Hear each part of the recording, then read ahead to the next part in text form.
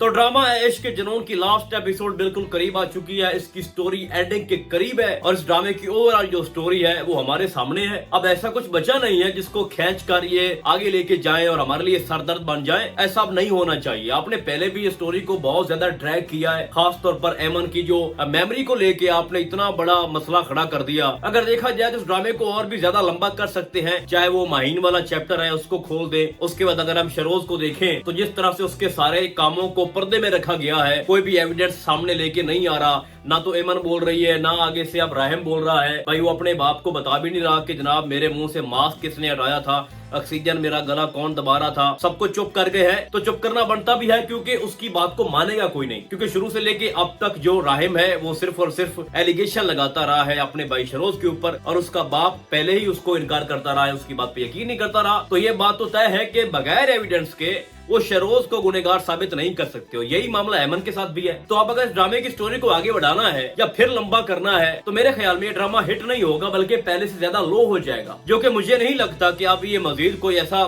फजूल सा suspense create करेंगे जिसको देखना भी हम गवारा न करें। बेहतर यही है कि अब शरोज की हकीकत सबके सामने खुलनी चाहिए। सबसे बेस्ट बात जो मुझे लगी कि एमन का तकरीबन दिमाग जो है वो ठिकाने लग चुका है। ये शुक्र करने की बात है कि शरोज वापस आया और उसने अपने मुंह से ये बोल दिया एमन को कि सब कुछ मैंने किया था, और उसने फिर से वही फिजिकली तौर पर उसको जिस तरह से ड्रैग किया आगे कमरे के अंदर लेके गया और एमन को वो सारी बातें फिर से याद आना शुरू हो गई। तो ये एक बहुत ही अच्छी बात है, कम से कम कुछ तो उन्होंने ओपन किया है ना। और ये तो एक नॉर्मल चीज है कि उसने एमन को डराया कि मैं तुम्हारे शौहर को नुकसान पहुंचा सकता हूँ, क्योंकि वो मेरा सगा भाई नहीं है तो मैं बिल्कुल बात नहीं आऊंगा, तो इसलिए बेहतर है कि तुम अपना मुंह बंद रखो। जो कि वो मुंह बंद रख भी रही है, लेकिन कितने दिनों तक रखेगी इसका जवाब अभी आना बाकी है। लेटेस्ट एपिसोड के अंदर बहुत कुछ इंटरेस्टिंग सीन भी थे, लेकिन अगर हम हर एक के ऊपर डिस्कस करेंगे तो हमारी वीडियो बहुत ज्यादा लंबी हो सकती है। तो आज का मेरा टॉपिक यही है कि एंड में क्या होने जा रहा है, आगे क्या होने वाला है। तो देखो बात सिंपल सी है, मामला बिल्कुल सुधर चुका है। अब राहिम को भी ये पता है, एमन को भी पता चल चुका है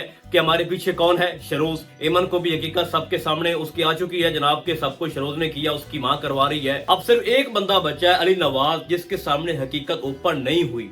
फारूक भी ये जानता है कि सब कुछ किसने करवाया या कौन करवा रहा है, एमन का कौन दुश्मन है, राहिम को कौन नुकसान पहुंचाना चाहता है, सब कुछ सामने है फारूक के भी। तो बंदा तो एक बचा जनाब अली नवाज। अब उसको हकीकत का इल्म कब होता है ये बहुत ही इंपॉर्टेंट है, यही मैटर करता है। तो नेक्स्ट आपको दिखाया जाएगा कि शरोज जो है वो बार बार टॉर्चर करेगा एमन को और कहेगा कि मैं तुम्हारे शौहर को नुकसान पहुंचा दूंगा, क्योंकि तुम्हारा शौहर यानी कि राहिम ये चाहता है कि मुझे नुकसान हो। वो मेरे बाप के सामने मेरे सारे सबूत रखना चाहता है, वो मुझे अपने बाप से अलग करना चाहता है, वो मेरा दुश्मन है। तो इससे पहले कि वो मुझे खत्म करे मैं उसको खत्म कर दूंगा। तो ये जो लॉजिक बताएगा ना शरोज एमन को, उसके बाद एमन थोड़ा सा डर जाएगी। तो एमन को बोलेगा कि तुम डिवोर्स ले लो या डिमांड कर दो या खुद उसको दे दो और ये घर छोड़कर चली जाओ, इसमें तुम्हारी और तुम्हारे जो राहिम है उसकी बेहतरी है। तो यहाँ पर होगा क्या कि ये सारी बातें या तो राहिम सुन लेगा या फिर अली नवाज। तो इसका जो ये प्लान है ये यहाँ पर खराब हो जाएगा। उसके बाद आपको दिखाया जाता है कि राहिम ने अपने बाप से बोला है कि आप मेरे पे यकीन नहीं करते थे, अब मैं सारे सबूत आपके सामने रखूंगा,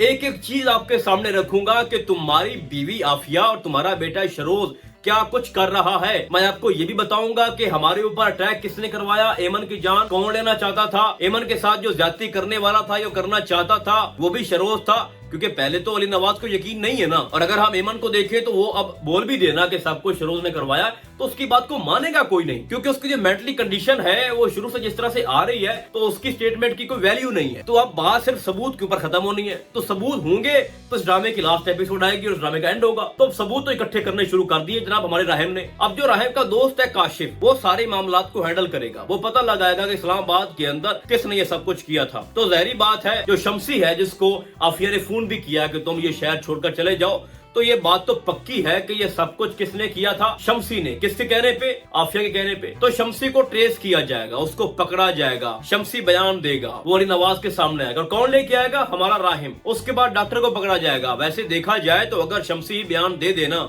कि मैंने एमन के ऊपर हमला करवाया था और सामने आ गया हमारा राहिम, तो यहाँ पर बात तय हो जाएगी कि एमन को मारने वाला भी शरोज था। और चूंकि एमन की जो याददाश्त थी वो चली गई थी, तो इससे पहले कि वो ठीक हो और शरोज का नाम ले, तो यही वजह थी कि आफिया और शरोज चाहते थे कि एमन को रास्ते से हटा दें, ताकि ये मामला सारा बंद हो जाए। तो देखा जाए तो अगर शम्सी ही बयान दे दे तो राहिम अपने बाप की नजरों में बेगुनाह साबित हो जाएगा और शहरोज जो है वो हमेशा के लिए अपने बाप की नजरों के सामने जलील होगा और उसको जेल हो जाएगी। मैंने पहले बोला था कि जनाब इस ड्रामे का जो जज है ना लास्ट एपिसोड में जो फैसले करेगा वो एक ही बंदा है, वो है जनाब अली नवाज। लेकिन यहाँ पर बात रुकेगी नहीं, सबूत बहुत सारे इकट्ठे करेगा। राहिम ने सबूतों के अंबार लगा देने। आपको नेक्स्ट एपिसोड के अंदर दिखाया भी जाएगा कि इन दोनों भाइयों के दरमियान हाथापाई भी होगी। ये भी हो सकता है कि आपको बाद में ये दिखाया जाए कि शहरोज एमन को फिर से फिजिकली कोई नुकसान पहुंचाना चाहे, जिसके बाद उसको अली नवाज अपनी आंखों से देख लेगा और सबूतों की जरूरत जो है वो पड़ेगी भी नहीं। लेकिन फिर भी सबूत तो उसने देने हैं। तो एमन के ऊपर जो अभी अटैक हुआ है इसका सबूत लेके आएगा काशिफ, फिर शम्सी को पकड़ा जाएगा। शम्सी ये बोलेगा कि हमारे साथ एक डॉक्टर मिला हुआ है,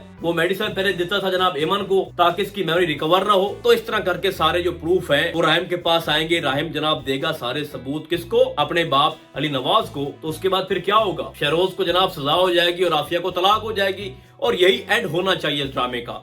इसके अलावा कुछ ऐसा नहीं होना चाहिए। आपने पहले भी बहुत ज्यादा बोर कर दिया ड्रामा, स्टार्ट में बहुत अच्छा जा रहा था, बीच में आपने इतना स्लो कर दिया, लोगों के लिए हेडेक बन गया था, एक टॉक्सिक आपको दिखाया गया एमन की सूरत में जो उसका रोल था। तो अब जबकि सारी चीजें क्लियर हो चुकी हैं, एमन को भी पता है, राहिम को पता है, फारूक को पता है, अली नवाज को पता है, सबको पता है कि शहरोज ही कल्प्रिट है।